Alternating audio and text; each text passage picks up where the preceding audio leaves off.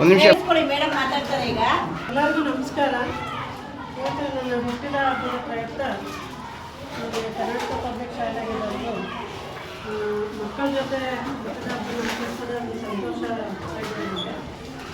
ಮುಖ್ಯವಾಗಿ ಈ ಶಾಲೆ ಎಲ್ಲರಿಗೂ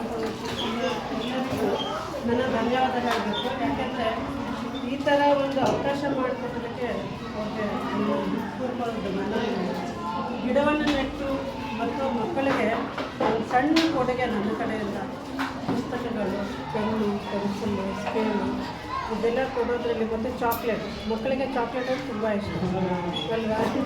ಸೊ ಅದರಿಂದ ಅದೆಲ್ಲ ಕೊಟ್ಟು ಅವರ ಒಂದು ಮುಖದ ಸಂತೋಷ ನೋಡಲಿಕ್ಕೆ ಅದಕ್ಕೆ ಇಲ್ಲಿ ಬರಬೇಕು ಅಂತ ಅನ್ನಿಸ್ತಾ ಇರುತ್ತೆ. ಹಾಗಾಗಿ ಎಲ್ಲರಿಗೂ ನನಗೆ ವಂದನೆ. ಇದೇ ರೀತಿ ನಮ್ಮ ಲಕ್ಷ್ಮೀ ರಾಜು ಮೇಡಮ್ ಅವರಿಗೆ ನಾವು ನಮ್ಮ ಶಾಲೆಯ ಪರವಾಗಿ ಧನ್ಯವಾದಗಳನ್ನು ಅರ್ಪಿಸ್ತೇವೆ. ಹೀಗೆ ಮುಂದಿನ ವರ್ಷವೂ ಸಹ ಇಲ್ಲಿ ಬಂದು ಎಲ್ಲ ಮಕ್ಕಳಿಗೂ ಕೊಡುಗೆ ಕೊಡುವಂತಾಗಲಿ, ಹಾಗೆ ಅವರಿಗೆ ಆಯಸ್ಸು ಆರೋಗ್ಯ ಎಲ್ಲ ದೇವರು ಕೊಡಲಿ ಅಂತ ಹೇಳಿ ಕೇಳ್ಕೊಳ್ತೇವೆ. ಹಾಗೆ ನಮ್ಮ ಶಾಲೆಗೆ ಇನ್ನಷ್ಟು ಸಹಾಯವನ್ನು ಮಾಡಲಿ ಅಂತ ಹೇಳಿ ಕೇಳ್ಕೊಳ್ತೀವಿ sir. Thank you sir.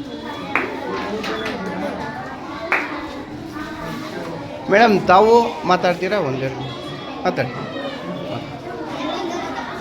Lakshmi ರಾಜುರವರಿಗೆ ನಾನು ಹುಟ್ಟುಹಬ್ಬದ ಶುಭಾಶಯಗಳನ್ನು ತಿಳಿಸ್ತಾ, ಎಲ್ಲರೂ ಸಾಮಾನ್ಯವಾಗಿ ಈಗ ಶ್ರೀಮಂತರೇ ಅವರು ಅದ್ದೂರಿಯಾಗಿ ಹೋಟೆಲ್ಗಳಲ್ಲಿ ಅಲ್ಲಿ ನಮ್ಮ ಹುಟ್ಟುಹಬ್ಬವನ್ನು ಆಚರಣೆ ಮಾಡ್ತಾರೆ. ಆದರೆ ಇವತ್ತು ಲಕ್ಷ್ಮೀ ರಾಜುರವರು ಒಂದು ವಿಶೇಷ ರೀತಿಯಲ್ಲಿ ನಮ್ಮ ಮಕ್ಕಳ ಜೊತೆಗೆ ಸರ್ಕಾರಿ ಶಾಲಾ ಮಕ್ಕಳ ಜೊತೆಗೆ ನಮ್ಮ ಹುಟ್ಟುಹಬ್ಬವನ್ನು ಆಚರಣೆ ಮಾಡ್ಕೊಂಡಿದ್ದಾರೆ. ಇದು ಒಂದು ರೀತಿಯ ವಿಶೇಷವೇ ಸರಿ. ಈ ಮಕ್ಕಳು ನಮ್ಮ ಮಕ್ಕಳಲ್ಲಿ ಉತ್ಸಾಹ ನೋಡಿ, ನಾವು ಗಲಾಟೆಯನ್ನು ಕಂಟ್ರೋಲ್ ಮಾಡಬೇಕು ಅಂದರೆ ಆ ಮಕ್ಕಳಲ್ಲಿ ಒಂದು ರೀತಿಯ ಖುಷಿ ಉತ್ಸಾಹ ಹೆಚ್ಚಿದೆ.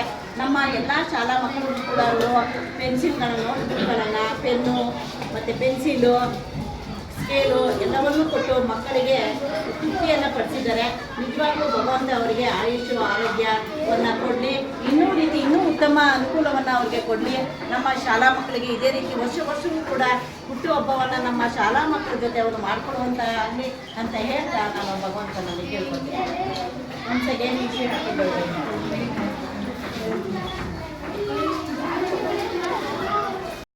ಲಕ್ಷ್ಮೀ ಮೇಡಮ್ ಅವರು ನಮ್ಮ ಶಾಲೆಗೆ ಬಂದು ನಮ್ಮ ಶಾಲೆಯಲ್ಲಿ 5ನೇ ತರಗತಿ ಎಲ್ಲ ಮಕ್ಕಳಿಗೂ ಕೂಡ ಅವರು ನೋಟ್ ಪುಸ್ತಕ, ಪೆನ್ನು, ಪೆನ್ಸಿಲು, ಸ್ಕೇಲು ಮತ್ತು ಚಾಕ್ಲೇಟನ್ನು ವಿತರಣೆ ಮಾಡಿದ್ದಾರೆ. ಅವರಿಗೆ ನಮ್ಮ ಶಾಲೆಯ ಪರವಾಗಿ ಹೃದಯಪೂರ್ವಕ ವಂದನೆಗಳನ್ನು ಸಲ್ಲಿಸ್ತೀನಿ. Thank you.